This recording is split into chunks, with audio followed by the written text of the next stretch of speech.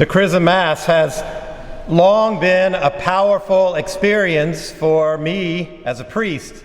Seems to be the case for pretty much every priest that I talk to. It is such a profound experience to gather together among brother priests, celebrating with the bishop the call that we have to serve God in a particular time and place. It's a place where it seems that the grace of God flowing in our lives is a little more evident. It gives meaning to our priestly ministry as we renew the promises that mark the way that we live, the yes that we have given to God that we try to live throughout our years. The symbol of the oil flowing, it reminds me always of this abundance of the grace of God that we can rely on. A grace of God that is ever present, but we need to be renewed in our reminders to draw our strength from this abundance of God.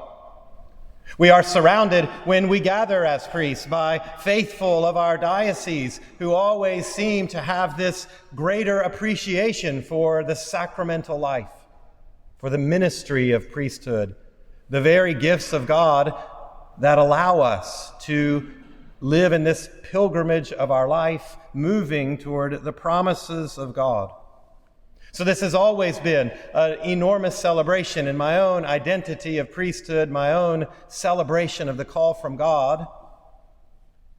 But now this year is different.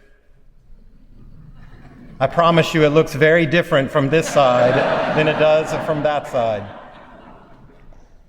So I've been thinking about this day, praying about what this means, looking at the prayers that I have only listened to for the years of my priesthood, and now will say.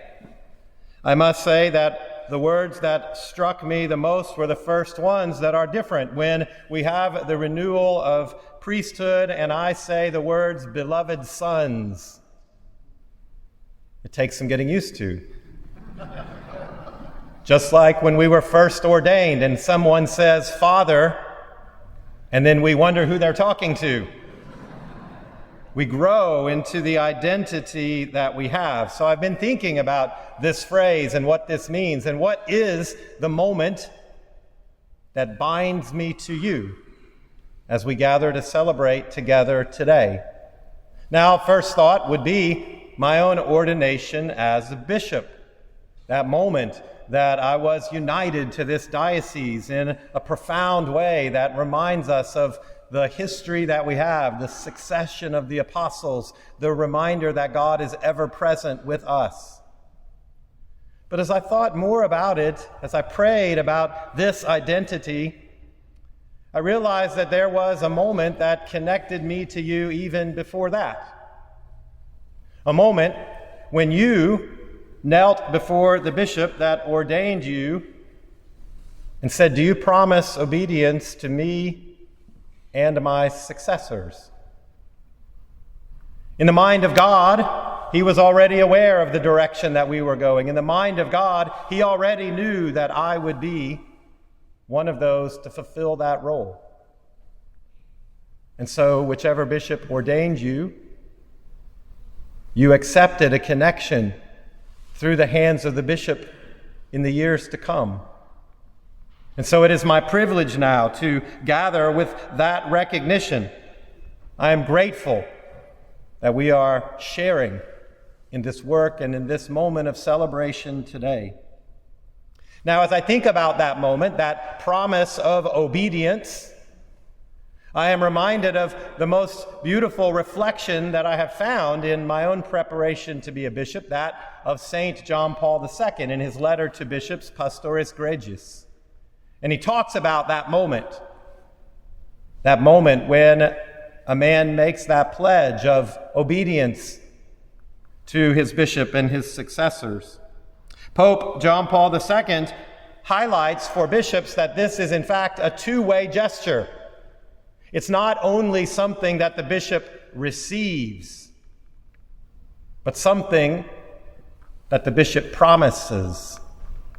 I want to quote the beautiful words of St. John Paul II. He says the young presbyter chooses to entrust himself to the bishop, and the bishop, for his part, obliges himself to look after those hands. Those hands placed in the hands of the bishop. That's the pledge that was made on my behalf by the bishop that ordained you, and a pledge that I now have the great joy of trying to fulfill. Thinking on those words reminded me of my own journey to becoming a priest. I remember very clearly a gathering at a kind of a conference where there were a lot of priests attending, and one of the speakers had written a prayer that highlighted the hands of the priest and invited the priests that were present to look at their hands and then to pray this long prayer that highlighted the many ways that the priest is the minister of God's mercy and grace, his power in the sacraments. The many ways that those hands are placed at the service of God. The way that obedience is truly lived by recognizing that we take on this great joy and great privilege and yet great work of making known to God's people the power of his love and mercy. God's care for his people happens in a powerful way through these hands. Now, with the readings that we have for this Chrism Mass, I'm drawn to the idea of that anointing spoken so directly.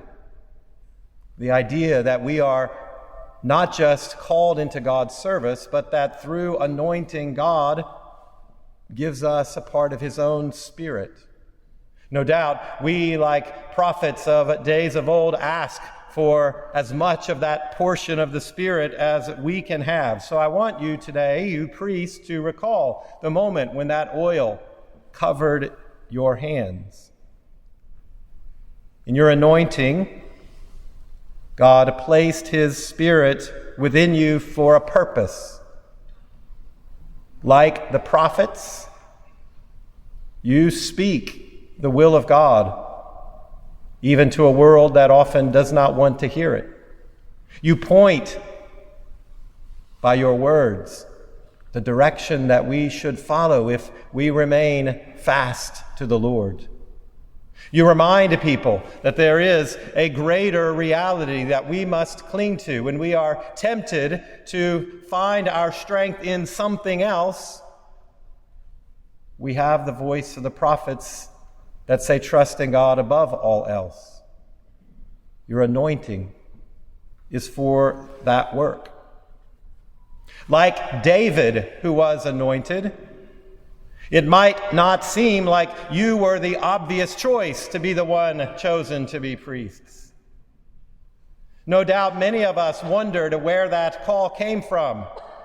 And when we learned of others being called, we might have been glad to be left out in the field unnoticed. And yet, like David, the Lord knows where we are. And he calls us and says, I call this man because I see his heart. I see the ways that he can fulfill my plan. And like David, the one who calls us is already aware of our weakness. He already knows of our failures, and he still calls. And when we fail, he calls us back. Like David, we are anointed so that we may walk with the Lord.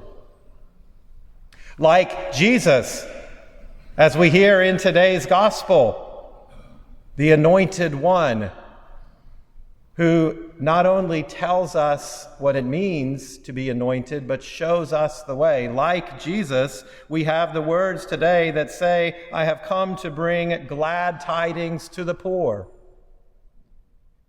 And so we find our mission in him. The anointing that allows our words to be effective. Think back on those times when someone came to you and said that your words moved them and you thought, I didn't say those words. Highlighting the power of God through his anointing. And so we have this moment of being reminded that God has given us this gift. We all come from a long line of those anointed, and Jesus both gives us this Spirit and then walks with us. During these days of Holy Week, we are reminded of those followers that Jesus called so close to himself. His apostles were chosen, and he knew their weaknesses. He loved them, he formed them, he taught them, he called them, and then he warned them about their own weakness. When they failed, they remembered his warning, but he did not abandon them. He called them back. He strengthened them again. He reminded them that the only way not to fall is to remain fixed on him, to walk close to him, to reach out to him when the storms come. And so this day of God's grace flowing in our lives in the form of oil should be a reminder. Let our renewal pull us to the heart of Jesus in prayer. It is only in that prayer that we will find the strength that we lack. Only in that prayer that we will be reminded of God's call. Only in that prayer that we will have the words to speak that come from God.